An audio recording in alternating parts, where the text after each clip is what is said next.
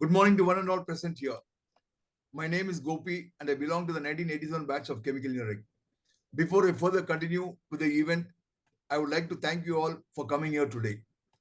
It not only shows your interest in the betterment of AABN, but also your dedication to learning new things and meeting new personalities from the industry and entrepreneur community.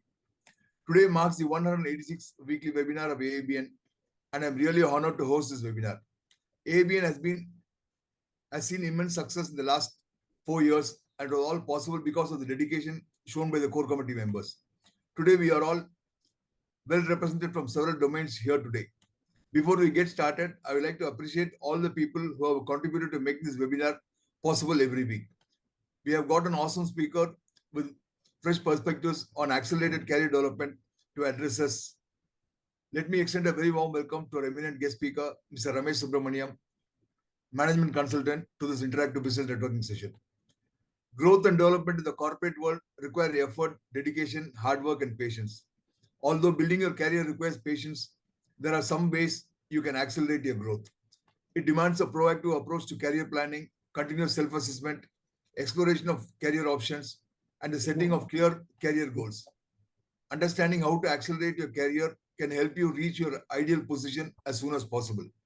In this webinar today, our eminent guest speaker, Mr. Ramesh Subramaniam, management consultant, will discuss career acceleration, explain some steps you can take to facilitate your career growth, and provide helpful tips.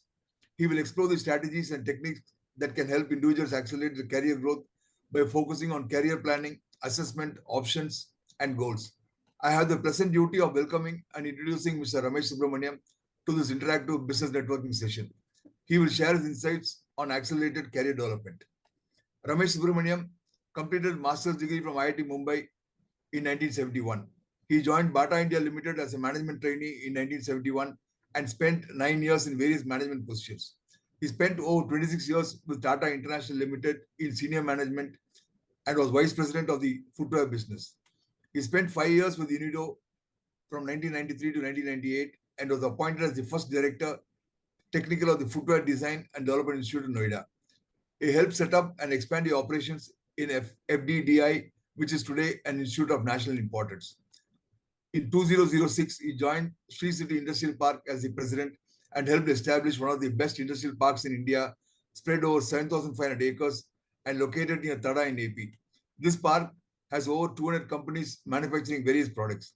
Sri City was awarded the prestigious Vibrant and Fastest Growing Industrial Park in India award from the Associated Chamber of Commerce and Industry of India at the 11th International Summit of SEZ and Industrial Parks held in New Delhi under the leadership of Mr. Ramesh Subramaniam from the Union Minister of Micro, Small and Medium Enterprise. He has written 2 books which have been published. The first is Practical Lessons from Great Managers and the second is Handbook for Shoe Factory Managers, published by CLRA. A third book called Footwear Quality Manual is also ready and is likely to be published shortly. He is also on panels for reviewing research projects of CLRA. Before concluding, I would like to convey my appreciation to the speaker for his time and support in contributing to this webinar, as well as my colleagues in the core committee for organizing this webinar in these challenging circumstances. I thank you all participants most warmly for your participation and wish you all success with this webinar. In closing, I reiterate the commitment of AABN to continue to strongly support the entrepreneur community. Thank you, and over to you, Mr. Ramesh Subramaniam. Thank you, Mr. Gopi, and thank you to all the office bearers of AABN for giving me this opportunity to speak to you today. I have been a regular member in the last few weeks of all the AABN talks and found them to be very useful, informative, and very well organized. Today's talk is on accelerated career development. And this is a subject that I would like to explain in detail, both for young people as well as for middle-aged or senior managers also. Many times in your career, you would have found that at some stage you feel that your career is not progressing the way you want it to be, or that your talent and efforts are not being recognized sufficiently by your company. That could also be one of the problems, or that there is no room for growth in your company. This sort of frustration has happened at at various stages in everybody's career. And therefore, today's talk would address some of these issues and how to get around it and still achieve your career goals that you want to do. I will just share the first. Yeah. Is it clear now?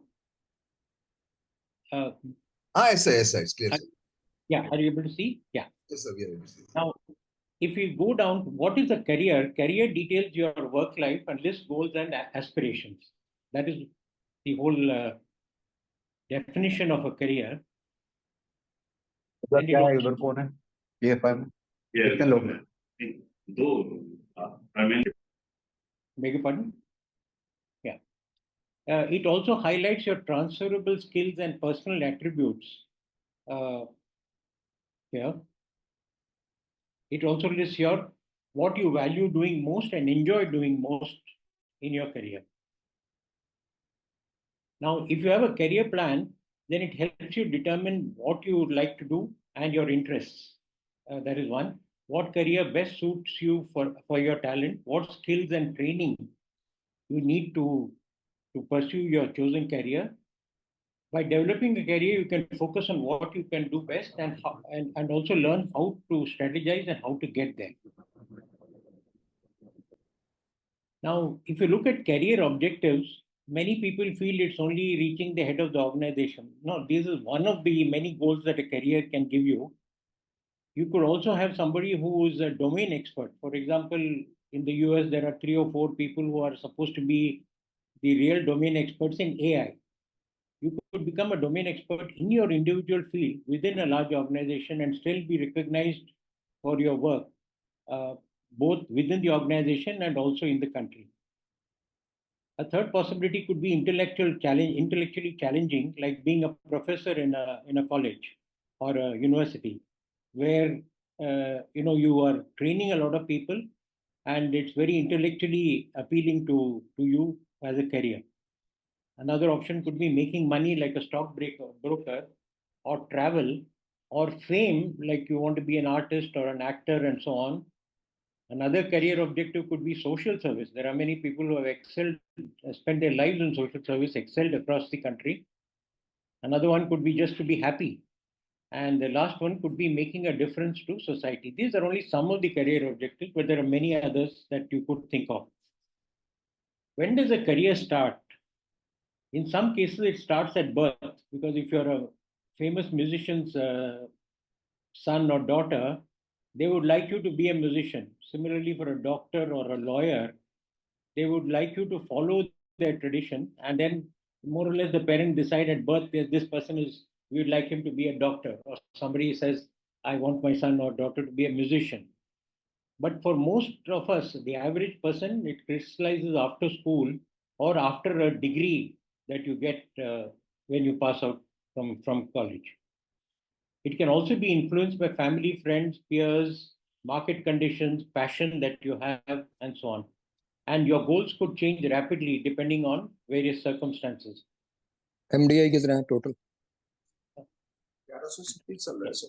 Careers could also change over time because you are doing something. And this is something that I wanted to explain. Today, many people think of only one career, but that's really not true.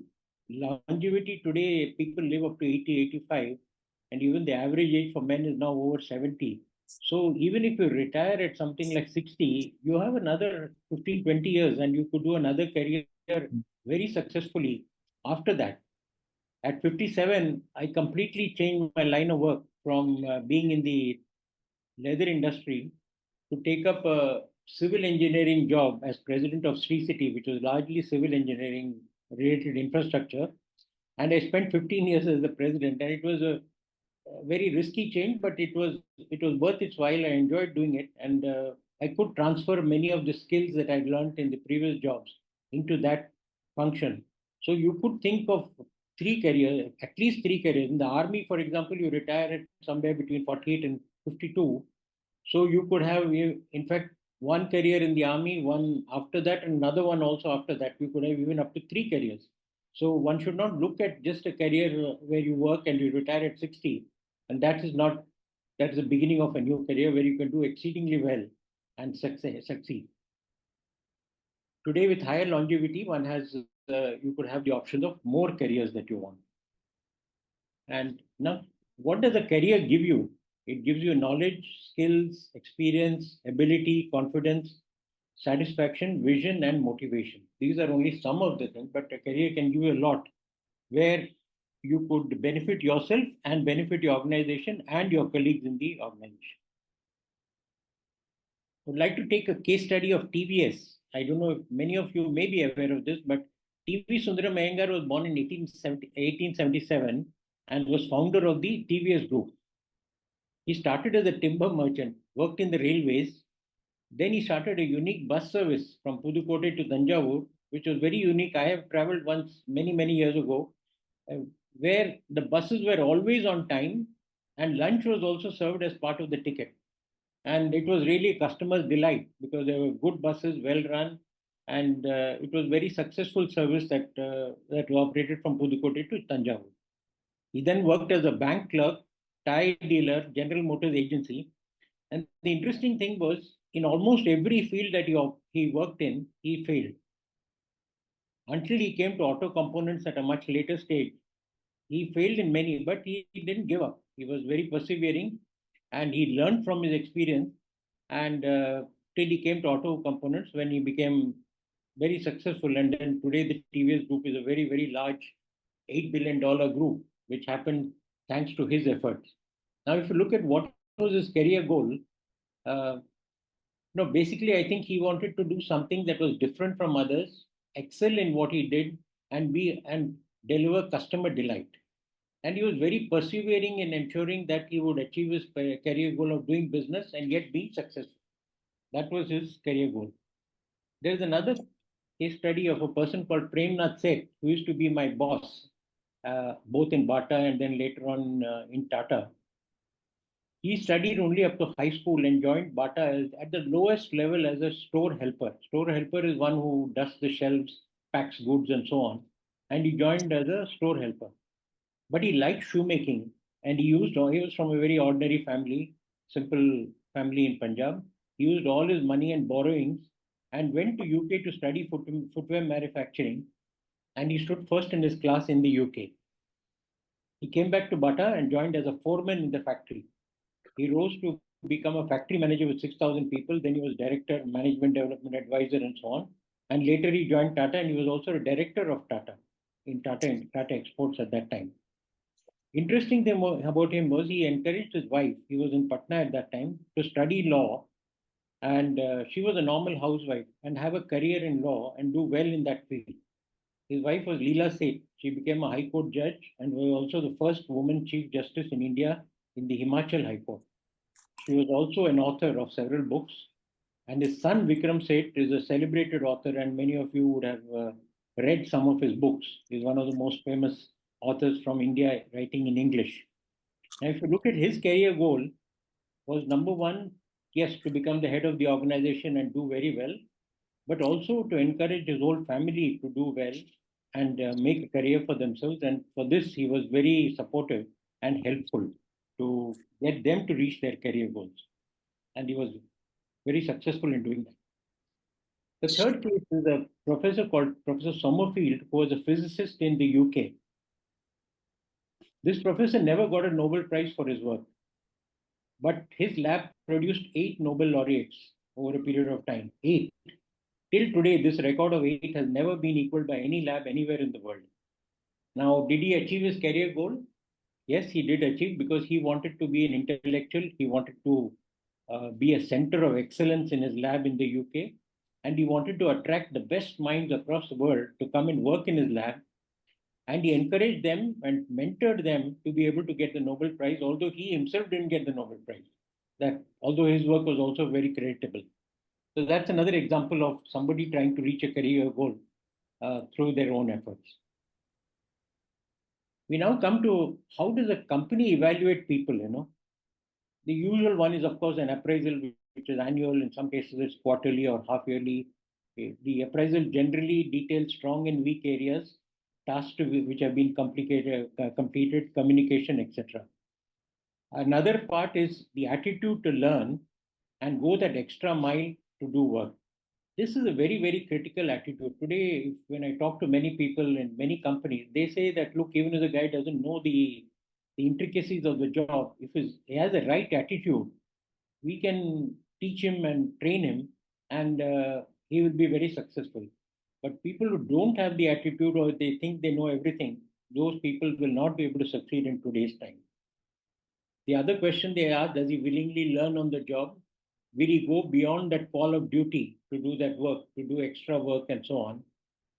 That is again very, very important there. When I was a management trainee, I was in marketing, and it was a 2-year program in those days. And Bata was one of the best places to be trained in India at that time. So what happened was I was given an assignment to work in the accounts department for 3 months to do a special assignment. And I was not very happy about it because it had nothing to do with marketing. So I went to my boss in the account department and told him that, look, from marketing, you're putting me onto this job, which is not, I'm not a financial expert. So he called me aside and told me, look, don't look at it as a burden, but look at it as a way to learn something new. And when you grow higher up in the organization, you will know what the importance of accounting, and this is the best chance for you to do the job. I listened to him, and I took up the assignment which was there, and it succeeded very well. And within 3 months, I had a chance to make a presentation to Mr. Bata himself, the owner of the Bata organization, who was in Canada at that time. He came to India, and I was given a chance to even make a presentation about what had been done. So it was a good change from marketing to finance, but then you have to take those opportunities. And as Mr. Seshan always used to say, that life is all about many windows of opportunities. It is for you to seize them at the right time, or just let it go by. The other thing is the ability to take on new tasks and challenges in a job. This is again, and is he keen to take on new tasks, and can he plan and execute these tasks? How good is he in executing the task rather than just doing a mundane job or doing what he's told to do? In fact, many managers in India are very good at doing what is told to them, but their personal initiative is missing, and they could do much more if they use their own brains and did much better. Is he result oriented and time conscious? These are the things that a company would look for when they look at an appraisal. And how does a company evaluate people? They look at job knowledge, skill, ability to work with subordinate as well as the boss. This is again very important. Discipline, time management, attendance, honesty, loyalty, quality. These are some of the attributes that a company is looking for, and you have to be sure that you do well in these to be successful in your career. The other important thing that comes out of an assessment or a annual rating is the company will say you're in the top 10%, the middle 80%, or the bottom 10%. If you're in the bottom 10%, you stand the risk of being sacked whenever there's a downturn in the business. And that is something you have to be very careful about, because if there is a downturn, you'll be the first to go. If you're in the top 10%, you're fine. In the middle 80%, there's still room for growth, and you could move and improve your skills at that time. So it's a good measure for you to know where you stand and what you need to do to upgrade yourself.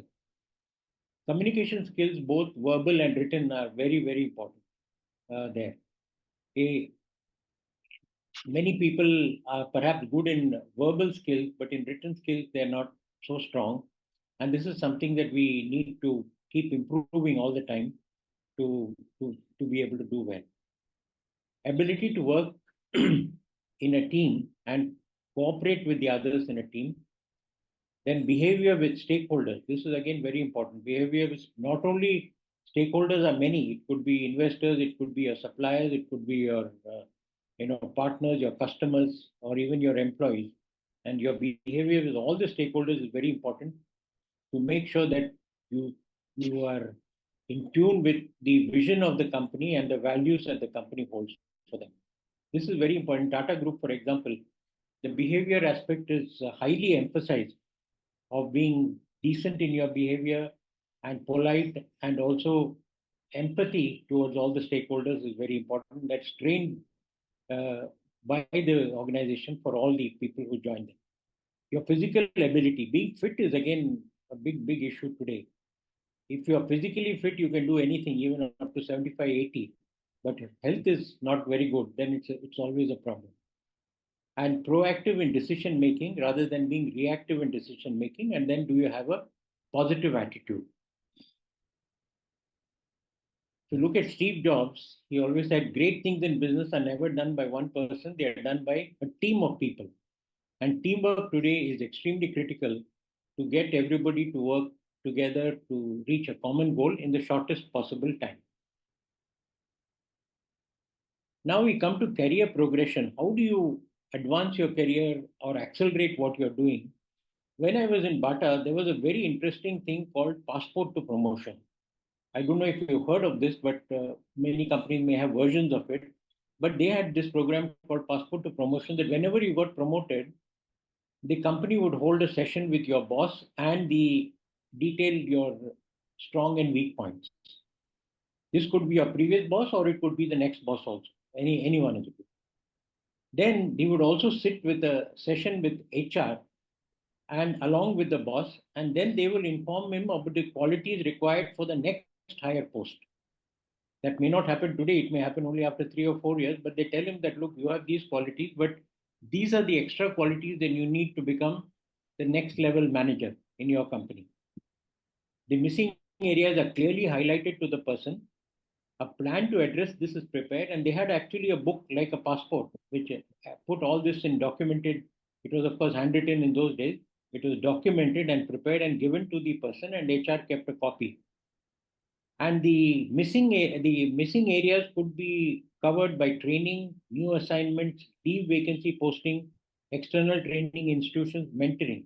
All these were possible. And one very big mistake that many companies make is they have to force everybody to go on leave. Otherwise, you'll never know what's wrong or right in that department. And secondly, people should not feel they're indispensable. And the leave vacancy is an excellent way to train a new person. If somebody is away for a month, you put a new person on the job and ask him to depute for him, and you can study how he does well in the job. And it was a very good way to. But I had a very clear rule that you have to take your leave every year, otherwise you would just forfeit them. And even if you forfeit them, it would be looked upon very poorly because they felt you were hiding something in your department, you didn't want to take leave, or you thought you were indispensable, or you were very suspicious about your subordinates. So when you went on leave, they would put another person there, give him, see how he does well, use this as a leave vacancy training, and see how the person performs. And the progress is monitored annually and informed to the candidate. Many times, either because of lack of knowledge and so on, even I used to feel that way, that if we worked hard, did a good job, then the rest was only up to the company to take care of your career and advance it at the appropriate time. That is not true today. This passport to promotion is a very good example that there are missing areas in your CV, and it is for you to take the initiative to cover those missing areas and develop them and make sure that they are not missing anything, so that you get prepared for the next job. And also, it is not done overnight, or at the time of promotion you are told that you don't have this quality or you don't have this experience, etc. You have a 3 to 4 year timetable where you can get all this done, record everything is done, and then be well prepared for the next one. This is a very, I found it an excellent way to really help people advance their career in a very methodical manner and then go ahead. Continuous learning and self-improvement. This is, see, when you pass out of college, yes, you're a champion of knowledge at that point of time based on what is available at that point of time. But as you move on 20 years, 30 years later, that knowledge is really obsolete. It is of no use. And what helps you is continuous learning and self-improvement. And unfortunately, many people do not update their knowledge after their degree. And companies want to know what books you read after your degree on the particular subject. In fact, in Tata International, when I worked there, every time we we interviewed a person, we would ask him what are the books that he read on the subject after he passed out from his college or university, and just to see whether he was updating his knowledge or what training he had taken after his passing out of college or in his previous job, and then look at his ability to learn. And that was how we would assess his ability to learn. And we would also test him for whether his knowledge is current or obsolete. That is again very important. If you look at a company like Amazon today in the US, when they are promoting somebody to a senior position, need not even be vice president, something like even a director of a division, the person is interviewed by no less than 8 to 9 people, senior managers. And within these 9 people, they decide each one will test him on one on job knowledge, another one on ability to handle people, another one on his finance, one on strategy, etc., on different subjects. And they would hold a long, almost sometimes even an hour-long interview with the candidate. And only if he cleared all the eight interviews would he be considered for the job. That is the way Amazon operates, to ensure that they don't miss out anything and they get somebody who's current in his knowledge and is also updating his knowledge over a period of time. That is again very, very, very important. The other important thing in Amazon is that whenever you get a promotion, you don't just get it like that. Sorry, you're asked to work in that position for 6 months to 1 year, and only then if you do well, then you are considered for promotion. So promotion is not given without your ability to show that you can actually perform at the next level job. This is again something new but very, very important. Managing and the ability to delegate. Is he able to manage on his own? One of the best people in this field I have seen is Mr. Chandrasekhar, who is the head of Tata Sons today. He succeeded in TCS. He was in marketing basically, but he succeeded basically because he was able to delegate a lot of his work and manage teams well, as a result of which TCS grew very, very fast during his time when he was the MD of the company. Does the department function well in your absence? This is again a very good test for a manager. You need to go out on tour or travel or leave and see whether the department can function well in your absence. You don't need to be a 24/7 manager calling up your department every day to see what is happening. They should be able to manage, and that is an important criteria for you to be relieved of that job to be sent to the next higher position. Is he able to monitor the work of others? Delegation is good, but too much of delegation is also not good. Therefore, you should be able to monitor what others are doing and guide them. If something goes wrong, then you can guide them. A best way was when I was in training in France once, there was a man we had to compulsorily learn swimming. And unlike the way we are taught in India, all he had was a big pole and he used to stand at the side and he used to ask you to jump into the water and swim. Only if you are, I would say, drowning, he would give you that stick to hold on and then come up to the top. Otherwise, he would let you do what you want. And that is the best way to learn swimming. So monitoring the work of others is also very important to ensure that they are doing their job correctly. At the same time, you must also be the man with the stick, that if they are sinking at some time, you should be able to pull them up the well and bring them back to normal as a mentor of in the department. Does he encourage discussions and dissent? This is again very important. You don't need a yes man all the time in a department. You need people who can encourage in good discussions and constructive dissent. That would be very, very important for somebody to progress. Has he developed his subordinates? The greatest joy, I don't know if I have been in business for 50 years. The greatest joy is to develop a subordinate, and when he succeeds and does even better than you, then you feel very, very happy. I had a boy who came when I was in Sri City. He had come from Punjab and he could not even write one page, believe me, not one page of correct grammar English to write a one-page letter. There would be at least 10 to 12 mistakes. But he was very hardworking, willing to learn, and he spent time learning on the job. In about 8 or 9 years, he grew and grew, and then finally he even changed his job and left the company. And today he earns a salary of more than 1 crore a year in a matter of 8 to 9 years. From zero, he started, and 9 years later, he earns more than 1 crore. And he's a type of boy who will be able to get to even 2 crores in another 3 to 5 years. Tremendous amount of dedication, willing to learn, and I am happy as a superior because he was able to develop well and then succeed and do even better than me when he went on to work in his career. The other important aspect of career progression is managing temper, anger, and peace.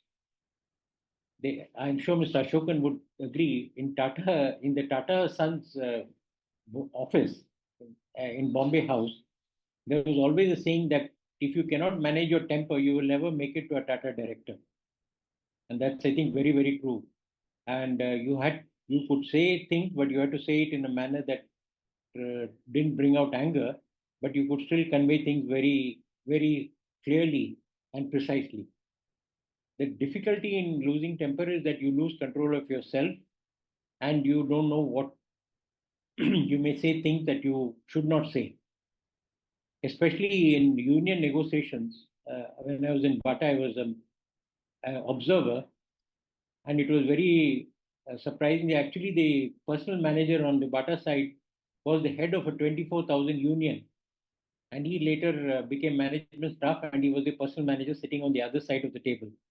So one of the first things that he taught me was, when a union negotiation, be very careful of what you say, because if you say one word wrong or even uttered one bad word or anything wrong, the union leaders will hold on to that, divert the entire discussion to being humiliated or other things, and take away the discussion, and you lose control over the whole thing. So be very, very careful in what you say, and make sure that you don't say anything harsh or something that is uncivil. And that was a very good lesson I learned from him. And this was from a union leader himself, who was head of 24,000 people at one time there. So people cannot control themselves and fail to reach top position. This is the problem if you are not able to control your anger and your temper. And it creates a lot of resentment amongst your staff if you're not well behaved. Tata companies were very particular in this. You could dismiss a person, but you could do it very politely. And it is true that there are many people whom I have had to dismiss for one reason or the other as part of my job. But I used to explain very clearly to them why it was being done. I had no personal animosity against them on this. And believe me, I'm very happy today. Many of them keep in touch with me. They are my friends outside the organization, and they keep in touch, and they are very happy. They don't hold any grudge for having been dismissed from the job or being given a very harsh punishment while I was in the job. This is a quality that we need to develop, rather than you can do difficult jobs, but do it very, very nicely and not hurt the other person, but still get on to do what you want to do. Learning positive aspects from others. Everyone has good and bad points, but instead of criticizing the bad points as we normally do, focus on learning good practices from others. That's something that you can pick up good habits of other people, your seniors or peers and so on, and focus on them rather than concentrating on the bad points. But the bad points are also important because you keep track of the bad points and make sure you don't follow and make the same mistake again. That will help you not repeat the same mistake. You could also prepare your own 5-year plan for your career goals. The career goal should be very clear and measurable. Don't make motherhood goals. Motherhood goals is something like in marketing, you say customer should be very happy. Or, Cognizant had a very nice board I used to see near the airport in Chennai many years ago, which was not a motherhood goal, but they used to say 100% customer retention year after year.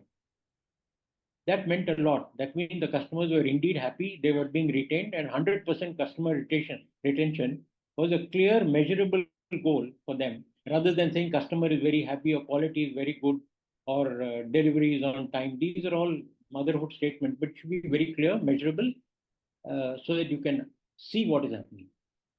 Goals should integrate with your long-term career plan. Review them annually for yourself and take corrective action. This is not an exam. You do it yourself and correct wherever it is required to do so. You try and get a mentor to help you in this task objectively. Today, you can get coaches, which was not there 30, 40 years ago. Our coaches were only our bosses or the mentors who mentored a lot. Today, mentorship is gone. It's all email and I would say nothing to do personally. So since that mentorship is lost in the management system today, perhaps a coach can help you, monitor this task and help you, progress properly. The other important thing is compete with yourself and not with others. Don't grudge somebody his job. He may be the son of the prime minister and therefore he has four grades more than you. But don't grudge them that. You look at yourself and try to improve yourself rather than try to compete with others. The important thing to remember is everyone has immense potential and this should not be underestimated. The best example I can give you is many times I have seen a lady of the house who studied only up to class 3 or 4, suddenly loses her husband, she has 3, 4 children.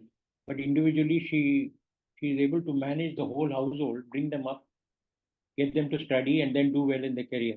Education was only up to class 3 or class 4. But suddenly they were not given the opportunity, but having given the opportunity, they were able to perform them well and do well. Don't underestimate your own ability to do things. And do not compete with others, but raise the bar each time for yourself. You have one standard today, say 6 months later, I will be able to do this. 12 months later, I will be able to do something better. And keep raising the bar for yourself every time, and you will progress. Review periodically and see how you progress. Again, this is all done by yourself. You don't need to show it to anybody unless you want to. And you can monitor your own progress very carefully when you do that. Be aware of changes that take place and adapt to the changes. Failure to change and adapt may leave you behind. This is very, very important today's time because things are changing so fast that if you don't adapt and change, then you will be left behind. That's a big danger. You also should learn to strategize, plan, and forecast. The higher you go, developing strategy, implementing strategy, planning, and forecasting becomes a key nature of your job. At the junior level, this may not be so important, but as you go higher and higher, these are very, very important. In India, we are, by and large, managements are very lenient in their performance reviews. But what happens abroad, if you give a forecast and it's a listed company, if you do 90% of the forecast, you're sacked. Even 95%, many people are CEOs are sacked if they do 95% of the forecast because they don't accept. They say you should plan properly. 1 or 2% they will accept due to market conditions, but they won't accept such a large drop. And that is where they need to learn how to plan and deliver correctly and meet the forecast. Focus and learn to do these jobs. Measure your plan versus actual and see how good you are. Focus and actual should not be very more than 2 to 3%. That's again very, very important. In the US, they have a different culture. Even in Hindustan Lever and all, they do that. When a factory is being built, you need a lot of skills. Somebody who can build a factory, recruit people, bring machinery, all that. So they bring a very senior manager, very experienced person, till the factory is running. Once the factory is stabilized, then it's only a job of running the factory. So they degrade that job, bring it 1 level or 2 levels down, then put another man whose job is only to run. Then after some time comes another problem where the company is not doing well, it's making losses and so on. So in the US, they bring another CEO who's an expert on turning around a company. His job is only to turn around the companies, whatever he'll do, sack people, change the systems, do whatever is required. So they have CEOs for building the company, running the company, turning around the company, and even for closing the company or selling the company. So in India, we don't have that, but you need the skills and you can use those skills at the appropriate time. Learning every day on the job, this is something I advise all the new people to do. Take a notebook or a diary for yourself and record what you learn every day. Try to learn at least one new thing every day. And I tell new people that for 30 days, if you're working in a company, you have not learned anything, just quit the job. Something is wrong with you or with the company. If you have a record of after the first 2, 3 months, it becomes difficult to find something new every day. That time you can ask your boss, read a book, or ask some of your superiors or other people or seniors and learn. But if you have this habit of learning, you will go very, very far, very, very far.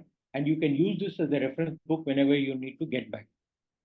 This will, as time passes, this will be more difficult, but you must continue.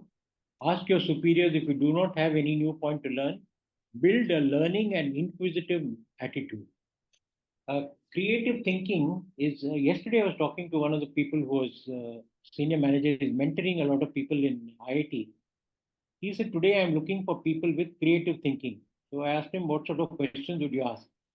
He says, an engineer comes and he comes with all his knowledge of engineering. I suddenly asked him this question, how many barbers do you need in the city of Bombay?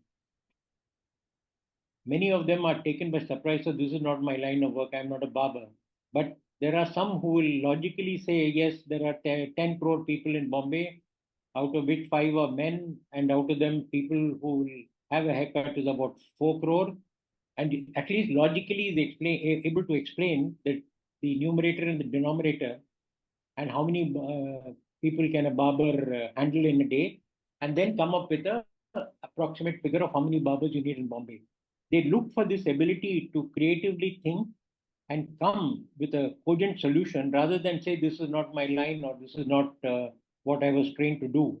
And creative thinking is really very, very important. You can do this by going to courses or interacting with people or go to seminars and listen.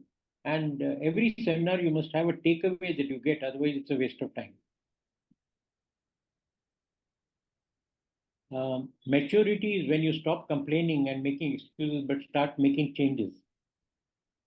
The other important thing is a manager is one who makes things happen. And if you want to only observe things happening, then you have to go to a movie. That's the best time to see what and observe what is happening. But that's not really good quality for a manager. Now we come to job proficiency. Jobs could be in any aspect. It could be in sales, marketing, legal, corporate, anything, business development, and so on. It's good to get varied experiences in different departments over a period of time, although your core department may be marketing or production. And it is good to have broad-based experience in your career. In 1980, I joined Tata International at that time, and I was head of marketing. In 2-3 years, the company had far more orders than they could produce. Orders were at least 150% of the production capacity available at that time. So the company said, look, why don't you involve yourself in production? Because there's not so much work in marketing. You have much more orders than what you need. You get involved in production.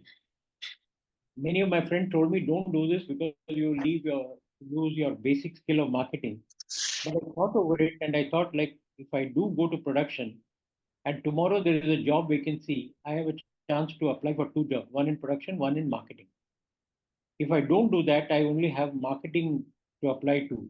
So I decided to take it and I moved both into marketing and production. And later on, when I became a general manager, it was very useful experience because I had both production experience as well as marketing experience.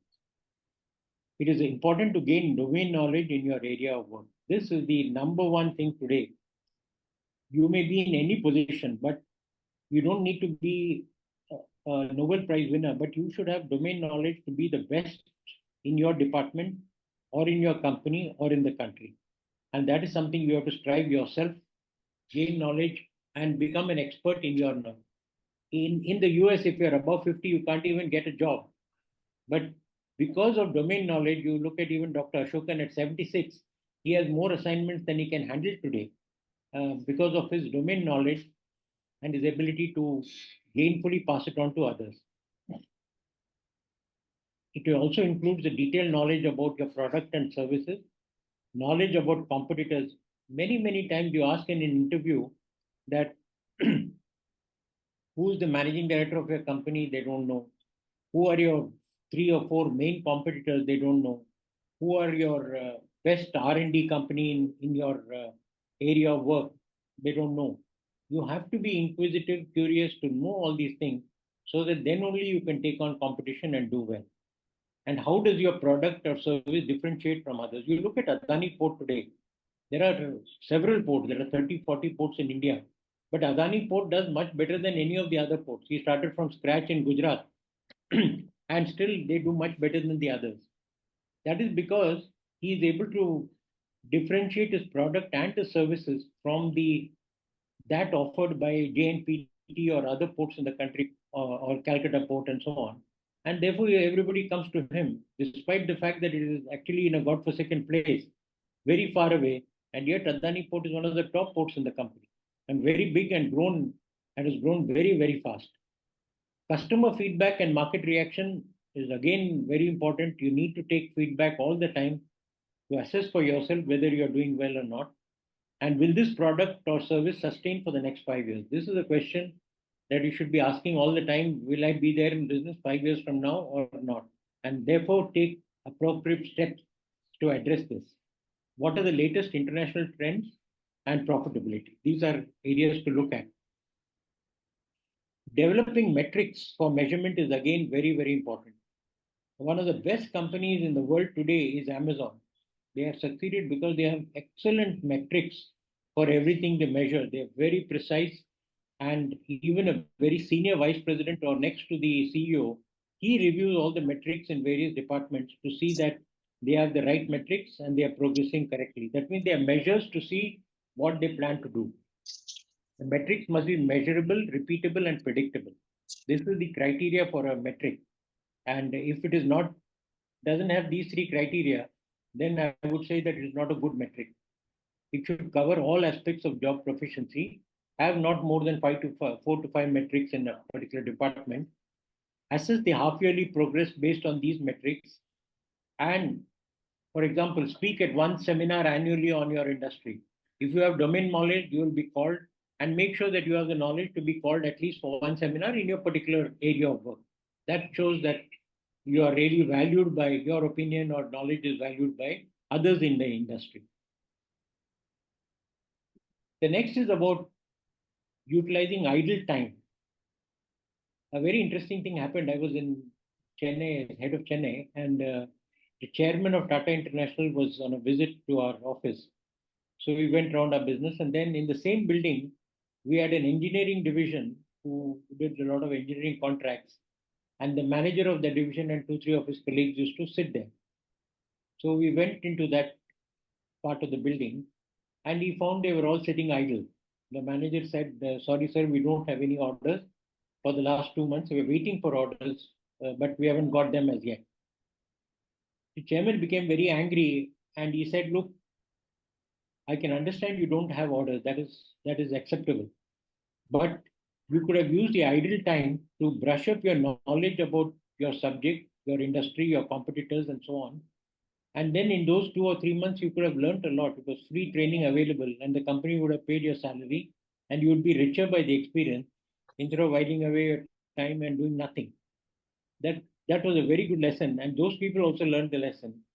Nobody should be idle. In fact, in Tata, we had a rule: even the drivers were not allowed to sleep in the car. If they were free, they would come into the reception, maybe help in packing, help in something else, but at least keep themselves occupied rather than just sit and sleep in the car there. So using ideal time productively is again a very important. You find in the IAS, especially this happens very often. They have a very important post like a defense secretary, and next day they shunt it to minorities commission or something like that, where there's virtually no work.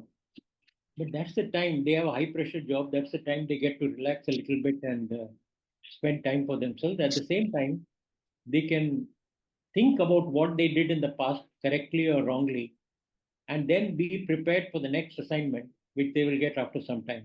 So using ideal time is really should be used very productively, and document what you learn for easy reference. Just reading is not enough. make notes and keep them ready so that you can refer to them whenever you need. And normally you should achieve job proficiency in 12 to 18 months. If you're serious about anything, whichever department you go to, in 12 to 18 months, you should be fairly proficient in that job. And aim to reach the best in class standards, understand what those standards are, and focus on innovation. As far as innovation is concerned, I would like to explain the case of Apple, which all of you know is the largest phone seller in the world. Only last month, I think, Samsung overtook them in one quarter or something, but they are still the largest over a year's time. None of the Apple products have a catalog. Steve Jobs said, I don't want something that is made which has a catalog. The product should be self-explanatory and users can use the product very easily. That is a great statement. Otherwise, companies have books of 100 pages and you buy a car, there's a 100-page catalog which people don't even read. But he said, no, I can't have a catalog. Whatever you have to do it in the product. It should be self-explanatory. Apple stores, I went to an Apple store many years ago in the US, it didn't have a cash counter.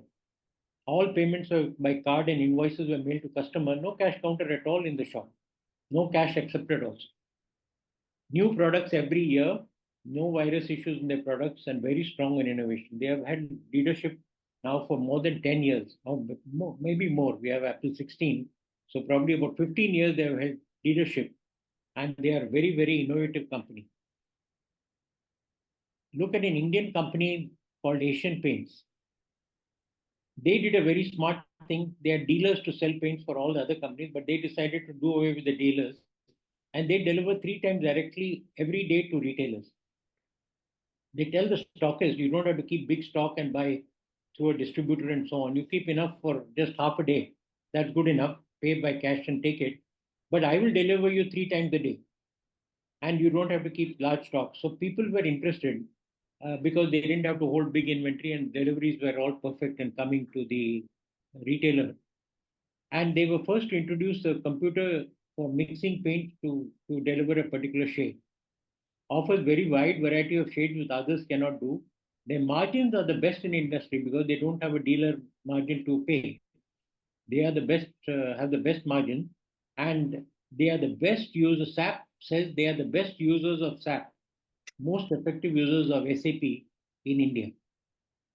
And they recruit only MBAs from IIM, from all the IIM. But yes, they are the most successful paint company in India.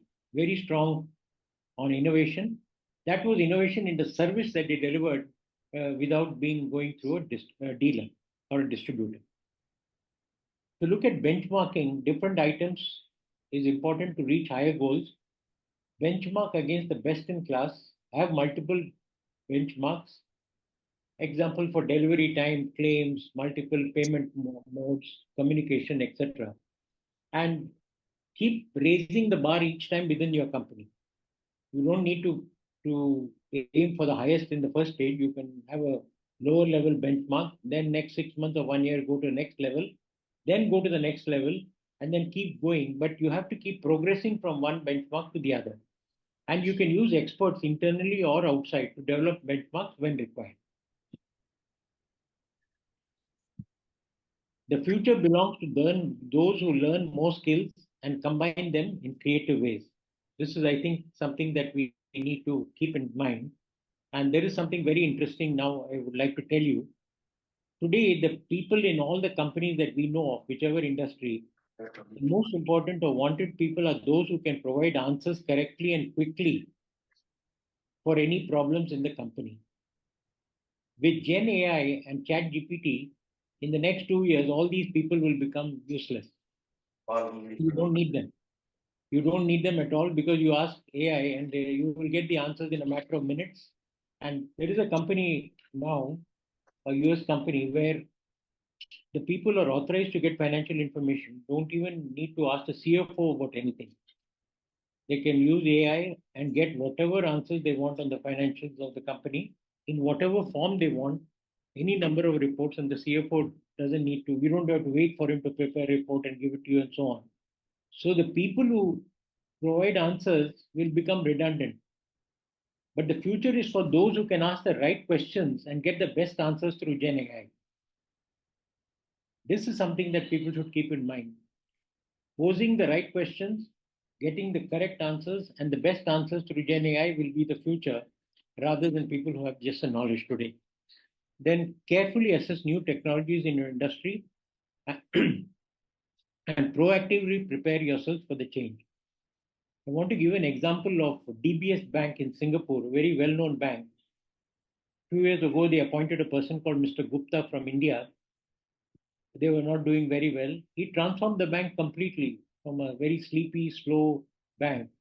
It became talk of the town, on the best bank. He was called to every seminar to speak, and most wanted person to speak at seminars and industry meets and so on. Very successful CEO. But last month or a month before, he was asked to step down. And you know the reason? Because there were 3 IT outages in the company in the last 1 year. They would not accept that.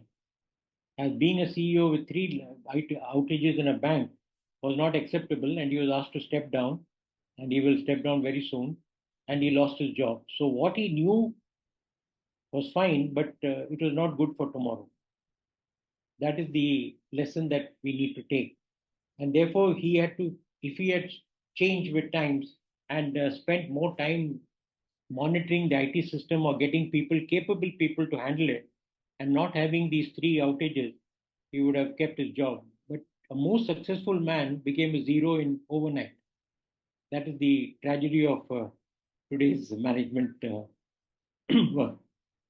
This is Jaggi Vasudev. If you want to be successful, don't seek success.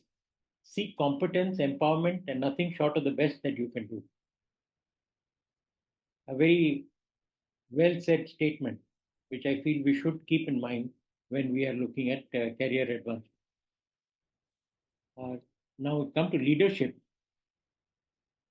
As you go up the ranks in any company, your leadership attributes are also very, very important.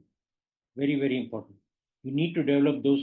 At the lower level, you don't need to, because you're working under the instructions of somebody. But as you grow above, you then have teams of 50, 100, 500,000, and you need to provide leadership to those people. So the qualities that are required are ability to motivate, decision-taking ability, communication, crisis management. Crisis management, you look at what Prime Minister Modi did when we had that COVID things. One day he found that things were not going well with the vaccine development in India. And next morning he took a plane without even the health minister. He went to the 3 big manufacturers, one in Hyderabad, one in Gujarat, and Pune. Cyrus, his company, Serum in Pune. He personally took a plane, went there, discussed all the problems, solved all the problems. They were able to give even 5,000 crore advance to the Pune company to make sure that they stocked up on the vaccine. And he managed the crisis extremely well. And that was really a great achievement of the Prime Minister, because we never had a shortage of COVID vaccines in India during the COVID period. That is a very good example that I would give for crisis management, where a leader steps in, takes control, and makes sure that things happen in the way they should be. Personality is again another important leadership attribute. You look at General Sam Manekshaw, Field Marshal Sam Manekshaw. His personality was so great. He was from the Gurkha regiment, that people respected him anywhere. And he was the one, when we lost in China in 1962, he was the first brigadier to be posted there at the border to recoup the situation, because many people were in fact retreating. Our soldiers were retreating. So the first thing he said when he went there was that there will be no more retreats from today. After my joining, we will not go back in our positions there. And he was able to implement it. That was the main thing. And you also need to have an aura. Aura is the ability to motivate and control a group of people around you. You can have an aura with one, where a person can control one, maybe your wife or somebody else. But look at Mahatma Gandhi. He could control the whole country. If he said, don't eat, people would stop eating. That is the person's aura. Or another example of an aura is an army chief of staff. He has 1 million people under him, but when he gives instructions, he's able to control them, and they listen to what what he says and trust him to do that. Even at lower levels in the army, there's a 20-year-old boy who's passed out from NDA and Dehradun IMA, and he becomes the leader for a group of people, young Jawans who are there at war, and they trust their lives with this 20-year-old man. So he must have the ability to provide leadership and be able to build their confidence in him to lead them in battle. Leading from the front is important. Reporting relationships are also important. Reaching out to people is very, very important. A leader should not sit in his cabin. And I've heard many criticisms of people just sitting in their room, not going out, and so on. But if you look at Tata Steel, for example, when Mr. Rusi Modi was there, he really reached out to people. He could reach out to the lowest level worker in a 50,000 township, and he could reach out to the highest level. And he would walk into any workshop, any area, and he built a very good relationship with everybody. He was the best example of reaching out to people. And setting an example is again, Mr. Tata is a very good example that he set for himself and for the industry and for his company. So these are leadership attributes that you should be aware of and help develop for yourself. Now, how do we develop these leadership qualities? Many people feel they are all born and so on. It's not so. In intensive training in National Defense Academy, they take a boy of 15, 16 years, or maybe 17 now, and train him intensively for several years, and they become the leader. At 20, 21, he is leading a group of 100 people into war, and they are trusting their lives on this young boy.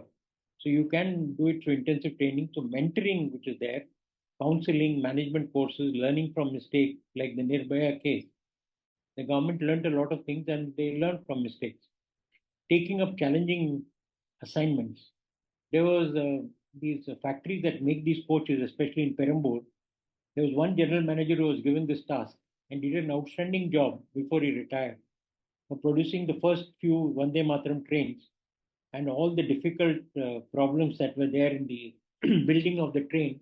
He did it, and today Vande Bharat is a great success as far as trains are concerned. And he was able to take up the challenging assignment. Or you take Mr. Sridharan, who built the metro system in India. He was an ordinary railway engineer, and his success was building that line to Goa. But after that, he retired, and then he was called to build the metro, and did a fantastic job, which many foreigners even could not do. And that is again taking up a challenging assignment at great risk. 360 feedback is important. 360 feedback is from superiors, subordinates, peers, etc. to understand what they think and learn from them. Ability to listen carefully. The Prime Minister is a good example of ability to listen. I believe in many meetings he listens very carefully and then makes a decision. Ability to motivate people and work as a team. These are the leadership qualities that can be developed through training, mentorship, and counseling. Examples of great leadership. When I was in Bata, in the factory, the department, there used to be several sections in the factory. The section manager heads or junior officers, they were called, they were very skilled and they could show any operator how to do the job properly. They didn't get the speed of the operator, but in quality of what they did, it was a perfect job. They achieved 100% quality, but speed, of course, the worker was doing it every day, so his speed was more than that. But any worker trying to, create any problem, they would just ask him to step aside, show him how to do the job, and move on. And the workers understood this very fast, and they would not play any tricks with him about handling of the machine or complaining about small issues and something. So at that level, you have to be very skilled to be able to, do the job. And Bata had a rule that you should be able to do any job in your department if somebody could not do it, to make sure that you teach them that this job can be done and nobody will make an excuse that the job cannot be done. And that is something that was very strong in Bata in those days. And other thing that they did was multi-skilling was encouraged a lot. Generally, they said that in a production line, you learn one operation ahead of you, one operation behind you, so that three operations are aware of, and you can always step in when somebody is on leave or not available there.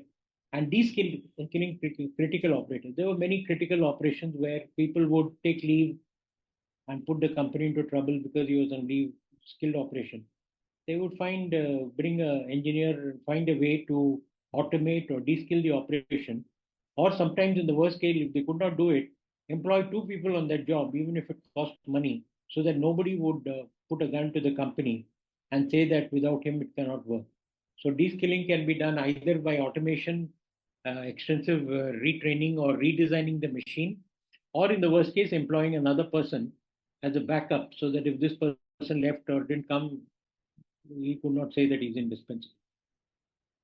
Office, you can set an example by punctuality, teamwork, good communication with all the staff, ability to listen carefully, and address issues managed. And one of the interesting things in the Tata Group was, suppose you were at a senior level of, let's say, a vice president, and you had a strike, which was fairly major, your career is finished. Because they would say Tata Steel has 50,000 employees or Telco has 35 or whatever thousand employees, and they don't have strikes, and you have 2 or 3,000 and you have a strike.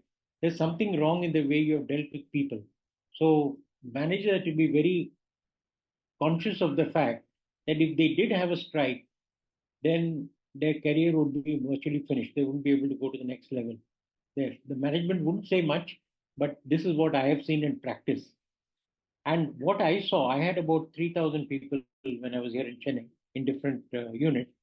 But if you address all the small issues that they have, the big issues are very easy to settle.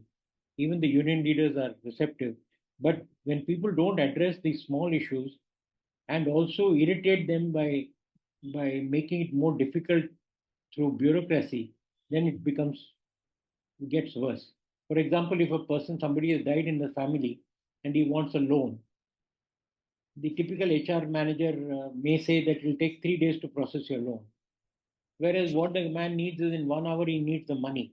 So he has to be proactive that depending on the circumstance, yes, 3 days may be the normal time, but in an emergency, he has to make provision to ensure that in 1 hour you deliver the money.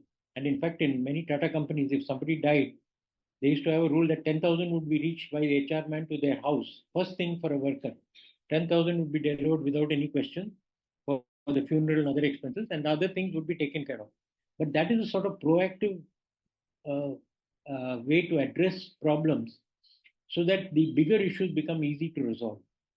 And if you fail to resolve them, then your career also is at stake. Senior managers need to have good strategy yielding results, crisis management, delegating work, delivering on targets, and planning carefully. Planning carefully is now not only in your work and production, but also on compliance, environmental issues, and so on. Today, in Tata International, at least, all vice presidents before the board meeting were required to sign a declaration that there were no notices, any notices they had to declare or any issues with any authority related to compliance, they had to declare before the board meeting. So every board meeting we had to give declaration, and that brought a sense of responsibility on the managers there. The whole approach to compliance also changed in the Tata companies. 30, 40 years ago, they used to say only if the directors don't go to jail, that's fine, the rest we'll manage. But later on, they said, no, directors should not, you should not be called to court to appear in a court. Then they said, no, directors should not even the company should not even get a notice on any of the compliance issues. It should be so proactively compliant that you should not even get a notice. These may seem easy, but very difficult to implement. But if you do implement, it is possible. In Sri City, we had implemented it, and you will have no issues on compliance, and the level of compliance becomes very high because the top management is interested and they will enforce that the compliance is met. The job of the top management as you grow higher is development of strategy, implementation, reviews, innovation, risk-taking ability. These are the qualities that you will need as you need to go to the highest levels. If we look at leadership qualities, keep targets there. Courage of conviction. You should have conviction that something will work. Care for your employees. Empathy for them. Honesty, loyalty, ethics. Result oriented. Value people. Develop subordinates. And be a guide and mentor to colleagues. These are the most companies will have this in their vision and mission statement, but we need to also ensure that these are leadership qualities that a person builds over a period of time in a company. These are some of the quotes on leadership quotes that I have come across, very interesting. And you can have a look. The capacity and the will to rally men and women to a common purpose and the character which inspires confidence is leadership. And that is something that we need to keep upgrading our knowledge, learn from mistakes made by other companies, and then go on and keep upgrading and learning all the time. And you can become a very successful leader.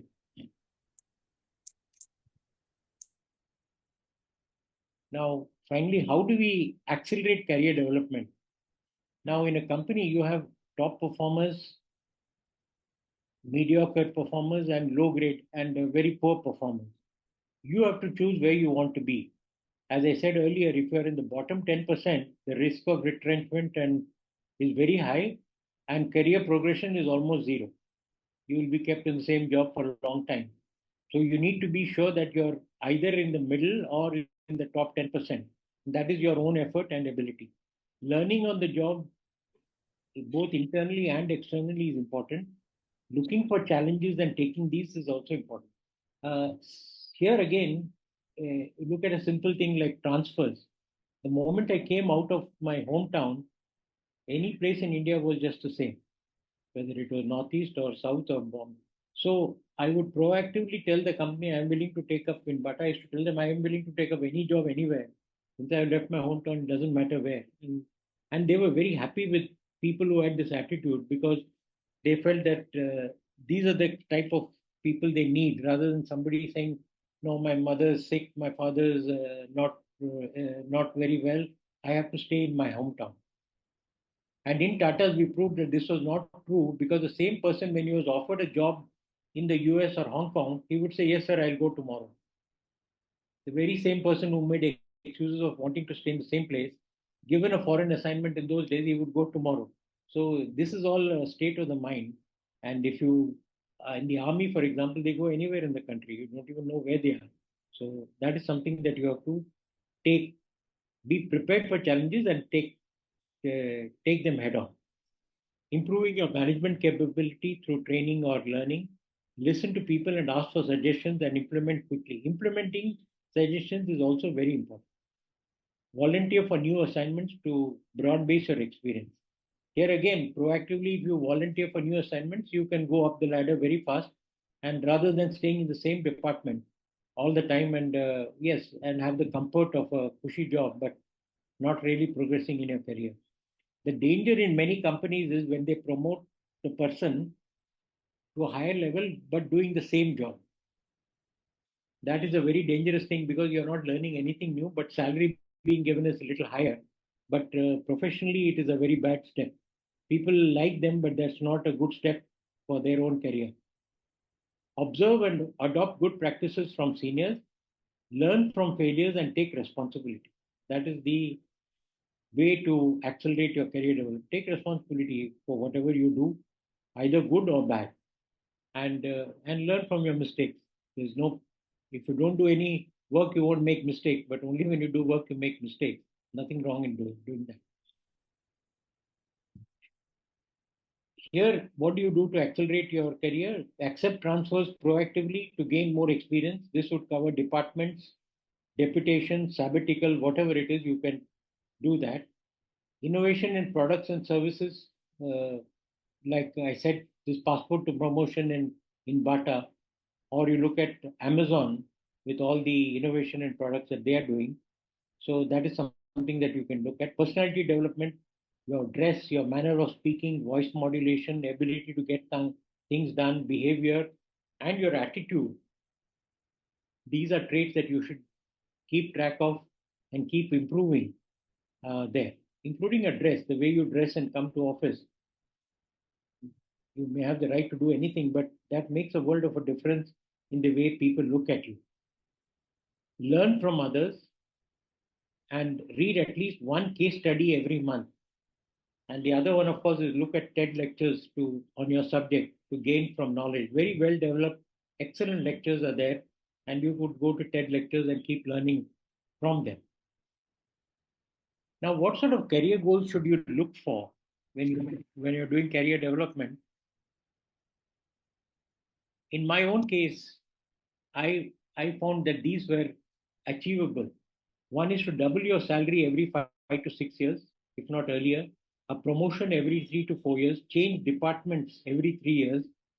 At least accept 3 transfers in a career. Don't be stuck to one place or one location. New projects, at least do one new project every 5 years. Training at least once every 2 years. External courses, that is outside training, at least once in every 5 years. The problem in India is our training is all largely kept to first level training, entry level training. After that, over 30 years, a man has probably done 1 or 2 trainings only. That is very, very low. So every 5 years, at least you should do some training through the organization.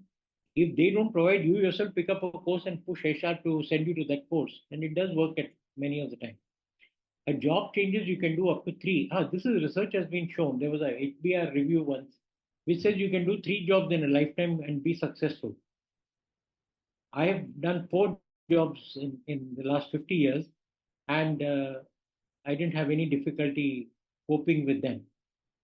And except for the first job where they ask you for your credentials, like your certificate, your grade, etc., nobody ever asked me for any document after the first job. This is true for all of you. The first job is the only time when they ask you. After that, they only ask you about your experience, your transferable skills that you can bring to the new job. And you can prepare your own career goal statement and review periodically to see where you are going. You can also make a career goal statement. And this is one example that I have given, that how you can make your own statement. This is all for yourself, it's not for somebody to see or comment about. But for your own improvement, you can make a very precise goal statement and then do it there. Everything you need to succeed is already inside you. You just have to access your inner power and make it happen. A very powerful statement, and I think it's very true today. Luck is what happens when preparation meets opportunity. A very good example is Sundar Pichai. Many people feel that he was selected the job to be CEO of Alphabet. It's really not true. He was a senior manager, but one of the founders was supposed to be the CEO of Alphabet, but there were some shareholder issues and some other issues that came up at that time, stakeholder issues, and he could not become the CEO. They didn't want him to be the CEO. So Sundar Pichai was there next in line, and they put him on the job, and he did very well. So luck was again on his side. And that's how he became CEO of Alphabet in Google. What do you do? When do you change jobs? Most important is joining or leaving a job should always be at your time and not somebody else's. Resigning is a very easy thing to do. You're a hero for one day, but you must look forward about what you will do after resigning. Many people suddenly come up and say, I've resigned today. Yes, you're a hero for that day, but tomorrow what do you do? And in my time, even if we didn't have a job for 1 month, we would be struggling to survive. And today they have a thing, many American companies have what is called a go to hell salary. And they ask, how much do you have in your go to hell salary account?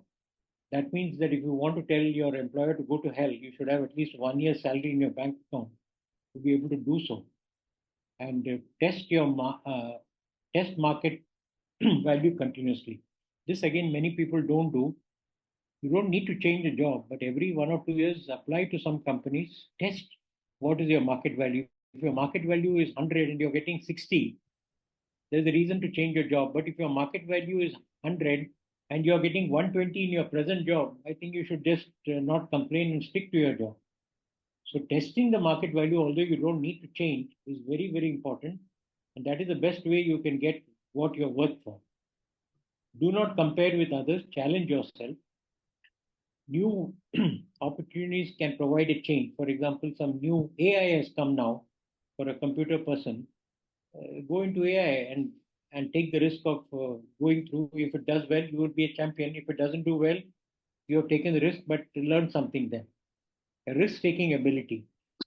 At the age of 57, I was totally in the leather business and export business and so on with Tata.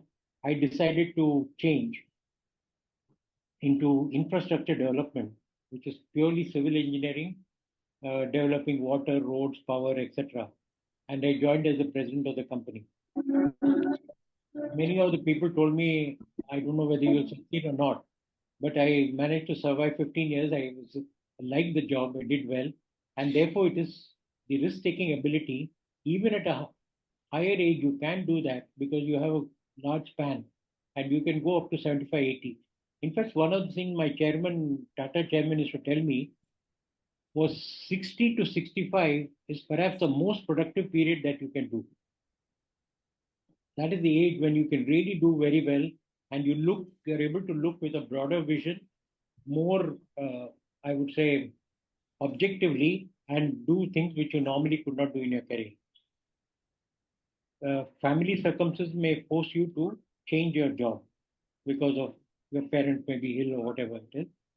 And then after 50 years, focus on your children more than yourself. This is again something that I would advise everybody to do because then you give importance for them to grow rather than you're being away and then jeopardizing what they could possibly do. More important is clarity on roles and responsibilities. Don't accept a job interview without the job description being given to you just before the interview. You should say, no, I need to know what is the job description before I go into the interview. So many people attend the interview. தலைய காய போடு அங்க இருந்து எனக்கு இது எடுத்தா headphone எடுத்தா So the job description is very important to have before you go for the interview. Then see what you can do and make sure that you're able to deliver. Otherwise, you join somewhere and you thought the job was something and the actual is something different, and there's disappointment very early stage. Salary increases how much? If you change a job, it depends on where you were working earlier. In Tata, for example, we used to feel that it was like an insurance company, you could encash it only once. So you wouldn't go for a job change of 5%, you would look for something between 30 to 50% at least if you were changing from a Tata company to a non-Tata company. Encashing your insurance value once, but you can't do it every time. But changing a job for 5% salary and all is no use at all. Is meaningless, completely meaningless, unless you're adding value to your career and you're able to get a higher salary. Rejoining your old company is again debatable. I personally feel it's not a very good idea because there will be a lot of jealousy, animosity, and so on there. And I was myself invited to join Bata after many years in Tata, but I didn't take it. I didn't take up the offer, but I think that was a good decision. And the last thing is never resign without an appointment letter in hand. Very big mistake people make. They resign on the spur of the moment, and your market value goes down by 50% if you resign without a job in hand. Because the next employer feels you have been sacked or you have done something wrong and that's why you've been asked to go. And there's suspicion at that time. And your market value is down by 50% if you resign without an appointment letter in hand. These are the 5 qualities of responsible leaders. I have discussed some of them. A sense of purpose, duty, far above courage, compassion, humility, and humanity, empathy, and transformation, seeking transformation, and ability to inspire and show moral leadership. Moral leadership is also very important today. You have a lot of cases of, difficulties that managers have to quit suddenly because of lack of moral leadership, whether it is in gender relationships or others. That is something you have to be very careful of. there are career hurdles also that one faces. There's no vacancy in the company, family members in the company are there, therefore there's no promotional avenue. Very slow progression. So what Ambuja did, Cement did, every 3 years they gave an incremental promotion, not really a responsibility change, but there were 13 grades set up in the company, so 39 years you could survive and still have 13 promotions. There can be cadre issues like IAS and all. The cadre itself is not taken up for promotion. Age, health, or incompetence of incompetency. Politics of favoritism is another problem that you could have as a career hurdle. Non-professional management or inadequate qualification. If you are aware of these, where it is not possible to change things. For example, if you have, a family member in the company, you look for a change into another department of the company where the family member is not involved and you can still grow. But if that is also not possible, then you need to look for a change of job and change. And if there are politics of favoritism, they may go get over in a period of time, but otherwise you can again look for a change of job. Non-professional management is your choice. Either you change the management and make it professional as a challenge, or decide to quit and go to a more professional company. Inadequate qualifications could also be another reason for a career hurdle. And why does a company fail? These are the reasons why a company fails, which all of you are aware. And when you do career progression, you have to be aware that you don't make these mistakes and sink the company over a period of time. That's the gist of what I had to say. And today, is there any question? I would like to take them straight away.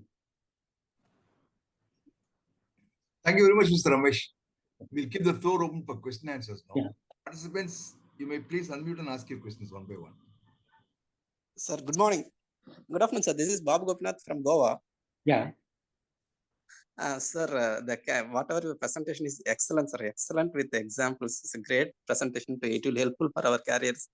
My one doubt, sir, as a leader, growing leaders, the second level people, we are taking them for some meetings. If you are taking them, eating in the meeting, they are over presence they are showing there. In that situation, how we will, as a leader, how I have to take them? One is number one, you will have to counsel them and explain to them the agenda for the meeting very clearly. Every meeting is useful only if there's a clear agenda and a time set for the meeting. Otherwise, it's a useless meeting. I also found that too large a group for meetings is not very productive, but you could explain to the person the purpose of the meeting and also tell him that in 1 or 2 years, if he wants to succeed you in the job or be able to do your job, although in a different department, he has to take these things seriously and do it. If he doesn't do it, then he is only hurting himself. If you explain all this politely to him, then I think they will understand. If he doesn't understand, that's his bad luck. You have to, but today a good manager or a leader, in the old times you could give orders, but today giving orders is not the order of the day. Powerful suggestion is what works. So you have to use your ability to persuade him rather than order him to do something and explain the pros and cons of it, and it's up to him to take it up. Sure, sir. Sure, sir. Sure, sir. Thank you. Thank you. Thank you. Sir, I have a question. Mr. Gopi, can I ask? Yeah, please go on. Mr. Ramesh, excellent presentation, sir. Sir, one question I'd like to ask. Yeah. When it comes to choosing between taking care of parents and career. Yeah. So my situation, I had to, come back from Dubai because my parents got old. At the same time, I was getting an opportunity in US. Correct. But I decided to come back. Think parents are more important. But nevertheless, I started on my own, and I'm doing pretty well. Correct. But many cannot take that decision. So what would you suggest, parents or career? This is a very critical decision to take at any point in time, because I have the same problem. Many of us have the same problem of parents or career. My parents were in Chennai and I was in Indore. So one was to bring them and keep them with you. No, they won't come. They won't come out of their place. Yeah, and also they may not be able to travel. But Yeah. today, unlike what happened 30 years ago, today you have, retirement homes. There are other facilities. No, the moment you And, take them to retirement homes, you will face backlash from relatives. They say he has deserted his parents. That's not an option. Yeah, they used to say that, but today you have so many retirement homes. There are at least 100,000 people in South India who are living in retirement home because their children are abroad. Mostly they are abroad. Or Many, there are a lot of problems. These retirement homes, they don't take care of elders properly. It's a money-making business. Yeah, that is true. But you have to make a compromise somewhere because now, for example, if you ask Sundar Pichai to come to India to look after his parents, number one, it will be very difficult for him to do. But he has the money and the wherewithal to provide all the comforts to his people. Or if he has brothers or somebody else, then it is possible to do it. But there are more. All I'm saying is the difficult decision. Each one has to take his own. But there are more options available today than what is available 20 years ago. That is all I can say. One, money is an option because you can give them a lot of comforts which you could not do 20 years ago. Okay. Money you can provide them, attender, you can provide them a cook, you can provide them medical facilities. All these are possible because you have more money than what others had. The other one is provide them more facilities. If none of these work, then you have to sacrifice your career to that extent. Yeah. Okay. Sir, good afternoon. Yeah. Sir, my name is Sunil Singh. Excellent, sir, this presentation. I am a SE member. I am working in tunneling and hydro projects in ITD Cementation India Limited, sir. My question is, sir, I have stuck in same position in 7 years. My growth is not more than that because I am facing some lacuna in latest technology and this computer skill. That's why I believe ki my career is not grown up. Correct. So what can I do it, sir? No, you can improve your number one. If you have your boss who's very supportive, or if not directly with your boss, you go to another senior person of a higher level and go to his house one day and spend some time of what are the subjects that you need to catch up with. Get a list of subjects and then catch them up either by reading yourself or joining a course. Today, it is not only, Coursera is there today. You can join a course and do it. It may not be possible in your field, but you can also, do mentorship of some senior person who's retired and ask him to mentor you or train you online, pay for it sometime and improve your skill. Improving skill, there are 100 options today compared to only 5 or 10 in my days. So you can improve your skills, cover the missing areas, and then use them on the job to do well. In the worst case, even if you don't get a promotion, at least you have increased your knowledge and skill. And even after retirement, you will be asked to do work which you can do. But stagnation in the job is very common in India, and the skill improvement or knowledge improvement is required, which can be done through several sources today compared to what we had of 20 years ago. Okay, thank you, sir. Welcome your advice, sir, and I am follow that thing. And again, I touch you, sir. Welcome anytime. Okay, sir. Thank you, sir. My name is Vishwanath. Which you muted. My name is Vishwanath. I've been an entrepreneur all my life. Recently, I took a job in Anna University as a professor. Rather, it's actually an honorary job. Okay. Surprisingly, I find there is so much of animosity towards young, fresh talent. I feel generally organizations are a pyramid scheme. The guy at the top always gets more power, more salary, more of everything, and he doesn't want anybody else competing. I don't think any boss will say my junior is better. He deserves a promotion than me. He will rather take inputs from the juniors and try to advance his own career. And this I see sadly in an education institute, there is so much of politics and and the beauty is they are not accountable also, because they have to only deal with students. They don't have a traditional structure also.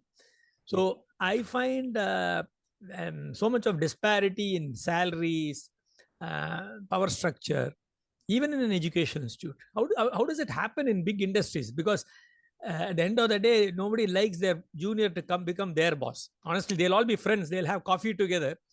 But if somebody tells an honest opinion, hey, I'm going to work very hard and become your boss, I don't think any boss will like his junior telling him that or advancing above him. Can you just share how it works? As I explained earlier, having the correct answers and having the knowledge is a big quality today, which many of the senior people hold on to themselves, don't want to pass it on to their juniors, because that will risk their own job. But with Gen AI coming today, within 2 years, automatically they will be rendered useless. Because the questions that they answer, you can get it automatically without their help. It is definitely going to change dramatically in 2 years' time when Gen AI comes, that you don't need that type of person like that. The other thing is organization must evaluate such leaders on how they develop their subordinates. A man who cannot develop a subordinate. I have known a company, a very close friend. He never allowed another chartered accountant to come into the department for 15 years. Personally, if you ask me, I would sack him. Because he's useless, because he's not allowed another chartered accountant to come in and kept all the information to himself to try to make himself indispensable. That the company should not give him increments and tell him a clear message that this is not acceptable and you have to change. That is the message. In academic also, I found the same thing in Triple IT. We were helping one of the Triple ITs. I was helping them with the administration. A professor is given 3 hours to prepare for a 1-hour lecture. What they do is repeat the same questions of last year or the same syllabus of last year and spend the time in the stock market in the office.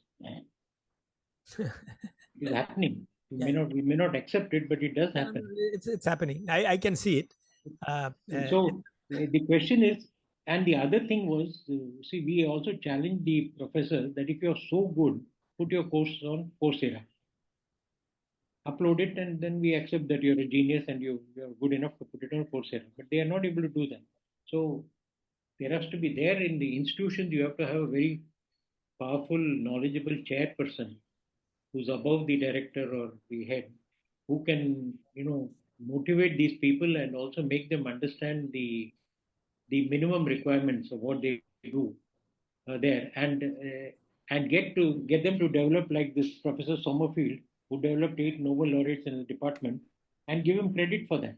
In fact, that Professor Sommerfield should have got the highest salary in the university because he developed 8 rather than somebody else who was getting much higher salary. Thank you, sir.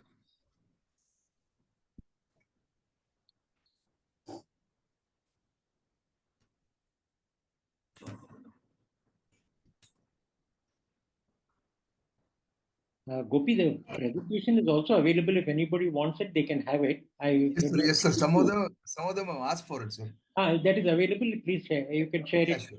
The PPT is there. Excuse me, sir. Yeah.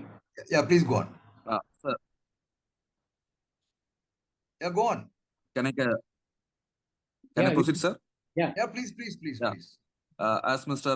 Babu and Sunil said, the same question. Say, when we are trying to perform, the seniors, they think that we are competing with them.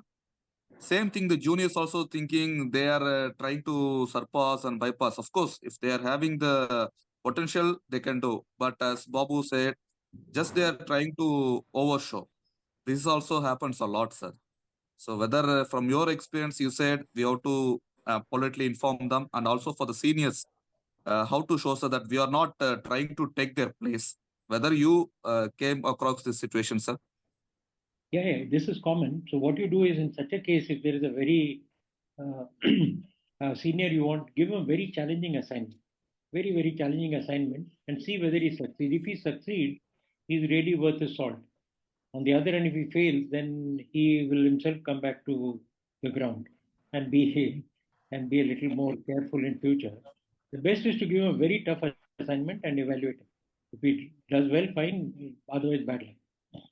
Okay, so how to deal with our seniors, sir? They are thinking that we are competing with them, that we are trying to take their place. In India, most of the seniors would not share their knowledge with others because they feel that will risk their own job. But believe me, I put that slide in today. They are the people who have the answers, but they will be zero in 2 years' time. With Gen AI, you don't need anything. You write a research paper, it will give you a review in 2 minutes of the research paper. So why do you need a senior to tell you whether it's wrong or not? No. So things are changing, and you'll see dramatic changes once AI comes in a big way in 2 years. Those people who have just the knowledge but not ability to motivate and train others will be left far behind. Thank you, sir.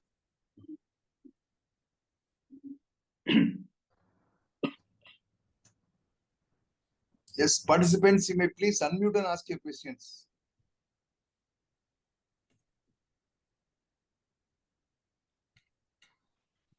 Gopi sir, can I ask a question? It's Please, not a please, question, please. it's more of say feedback. Ramesh sir, thank you very much. It was a wonderful presentation with all your case studies. The presentation, if you can share it, it is going to be really useful for us. Very good presentation. And just for feedback from our side, sir, what we do in our company is we do have totally around 35 people, including site member team. So what we do for career enhancement is we conduct technical trainings monthly once, and we also conduct a soft skill training. So for the soft skill training, we have outsourced to a company wherein they ensure how to communicate, how to present themselves with the client, all these things. And then we feel that the response from our team members is very good. They are taking responsibility after doing this training sessions. They are making a lot of efforts while working. So just thought I'll give a feedback how we are doing the technical and the soft skill training, sir. No, that is very And thank good. you very much, sir. No, that is very good. What you can do is implement that passport to promotion, which I mentioned, of preparing a passport for every person like this to record all his trainings and development and monitoring the progress. If you go one step further, you will achieve 100% better results in 1 year. Look at that passport to promotion and follow that. You will gain a lot. Yes, sir. We are maintaining an assessment form for individuals. And then in that, we are recording the trainings and their career growth plan also. Correct. Thank you, sir. It was a great session, sir. Thanks a lot. So one more question from Babu. Yeah, please go, Babu. Sir, nowadays, how is the field in industries means who is having the power? For example, the person is only going to give the increment is in his hand, means the people is going and approach him directly, but the next level also they are not communicating anything. In this situation, industries, how as a growing leaders we have to take care of these situations? See, number one, increment should never be in the hands of one. If there is a direct boss or a HR person or anybody, there should be at least 3-4 people involved in this whole increment exercise. And it's a complicated exercise because you have to also, somebody gives a very high increment, another department doesn't give because he is more strict in assessment. You have to rationalize. So number one, there should not be a single person giving the increment. It should be spread across 3 or 4 people, so that you average out any any inconsistencies that come up, favoritism, etc. And it is more, I would say, more reasonable and honest. Sir, this is a valid point. So this system is in the corporate companies, they are following. In the monopoly companies, in the Hyderabad background and all, I am seeing who is having the power, who is the relation of the owner, he is from the native, he is his community. In the companies and all, how as a growing leader, how we have to handle this situation?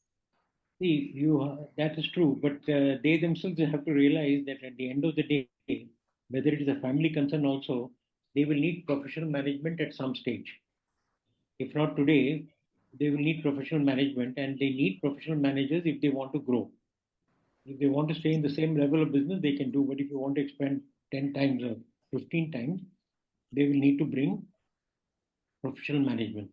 So sometimes you have to perform some things which are beyond them to prove that as a manager you can do much better than the family member. Very subtly you have to do it and perform tasks or give suggestions that are superior to what they can do, and then change the organization over a period of time. It's not easy, it will take time.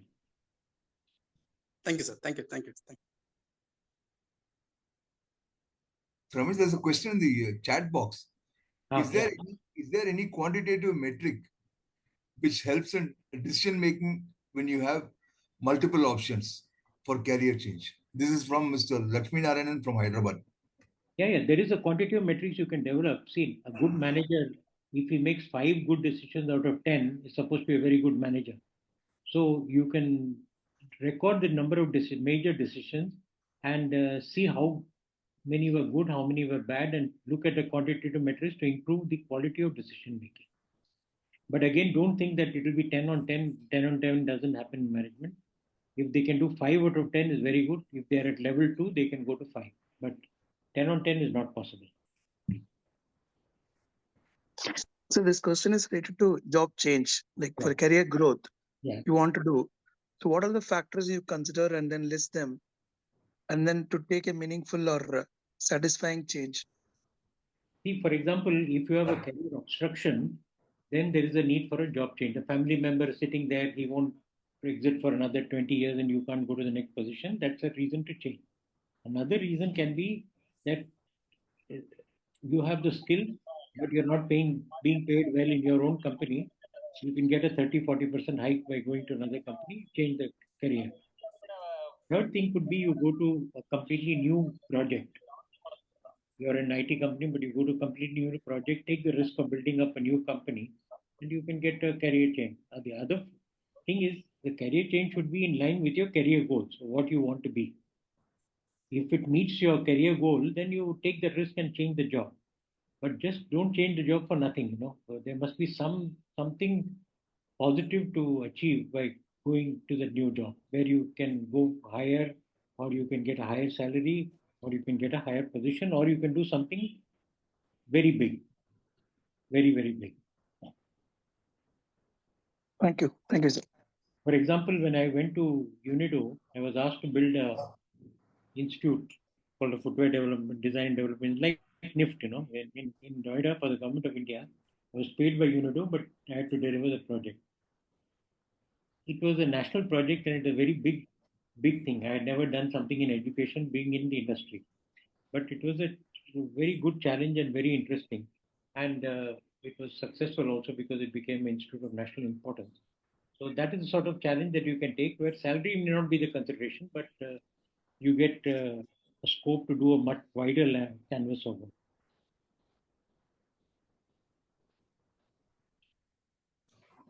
One more question, teacher. Yeah, please go on. Please go on. Yeah, Pradeep Kumar here. Sir, actually, nowadays I see in the industry, I see the big leaders in the industry, that is the leading companies. When I say big leader, I see that there is a generation void. The generation void has come. Maybe there are two generation voids. One is the leaders of those companies are that generation who have never taken decisions in their maybe in their career growth, but due to the progression or career progression, they have reached to the top. Correct. And the younger generation is that generation which has just they are just looking for laurels, like certificates. They're looking for some appreciation and certificate cards. So this is the younger generation, and the older generation are the ones who have never taken any challenging positions in their career, but due to the age factor or something, they have reached to the top.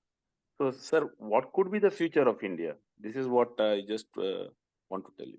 See, the older generation, the qualities of loyalty, integrity, long service, these were criteria which are important for promotion to the next level. Today, it is there, but the importance has reduced. So for the younger generation, you give them very challenging tasks, much beyond what you normally give anybody. See how they do well. If they do well, let them go. Go ahead. If they can't, then they will themselves realize that they are not capable of doing. But giving very, very challenging assignments is the best way to train young people and test them. Like you have a new office, then send the new person to develop that new office and see how he does in 2 years. He may have only 1 or 2 years experience, but ask him to do the job.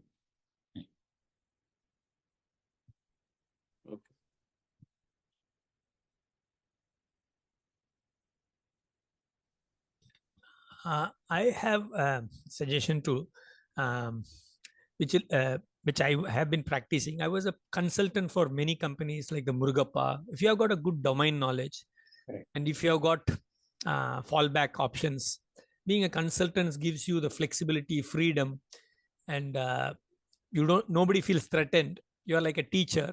You can go and set things right, specific assignment, contractual.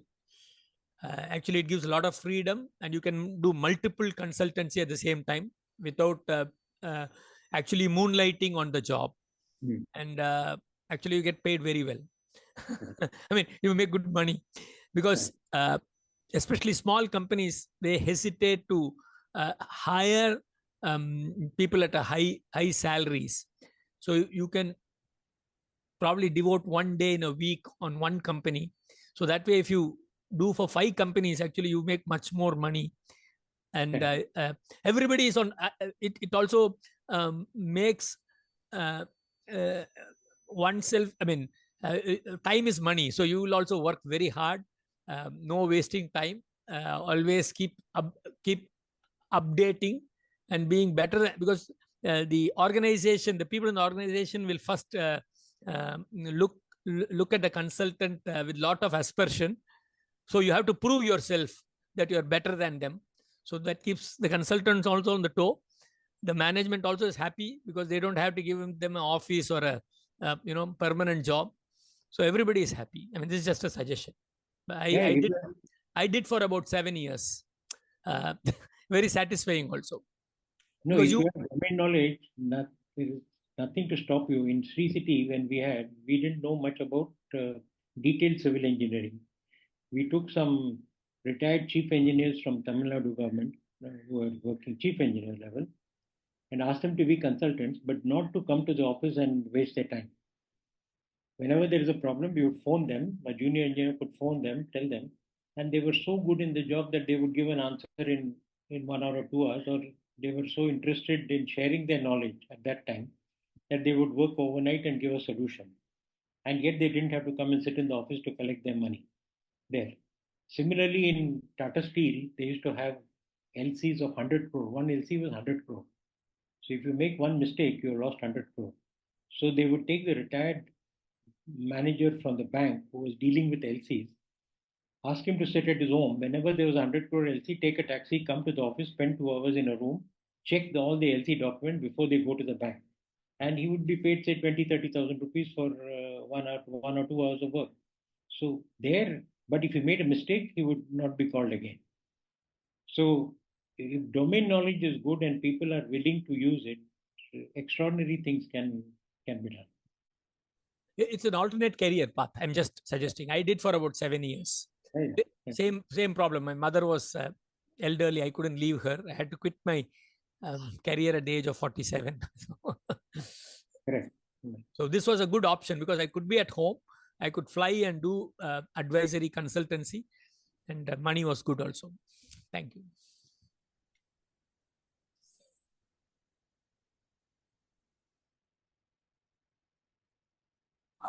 Morning, sir. I am Dr. Ramesh from Meenakshi Sundaraj Engineering College.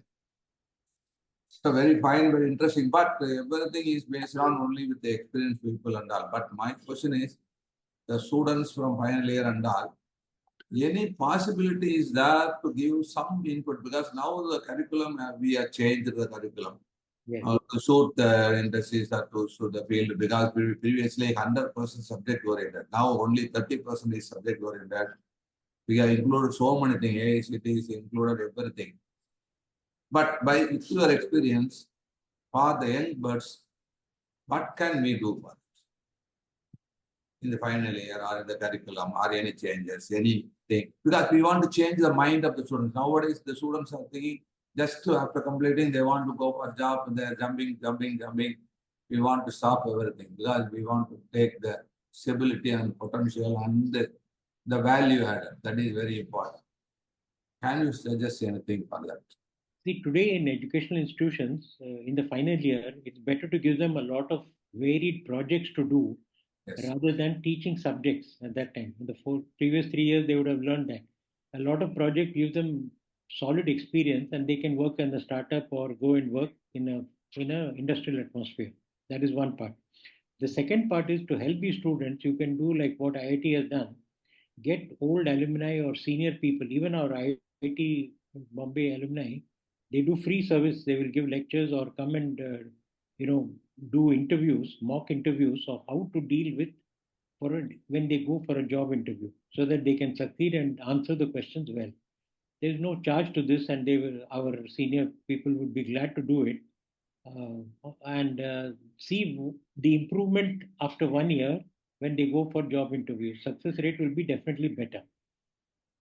Yes, sir. Thank you, sir.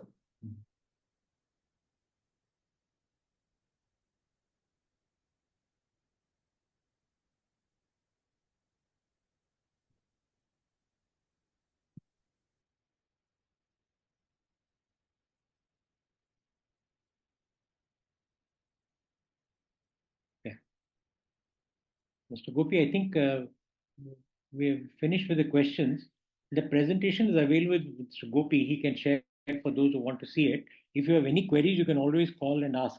And anybody who wants lectures and all, our IIT Bombay Association or AABN, we would be willing to do free work for the educational institutions, and there's no charge for that. So the appropriate person can come forward and then do that. But please keep in touch.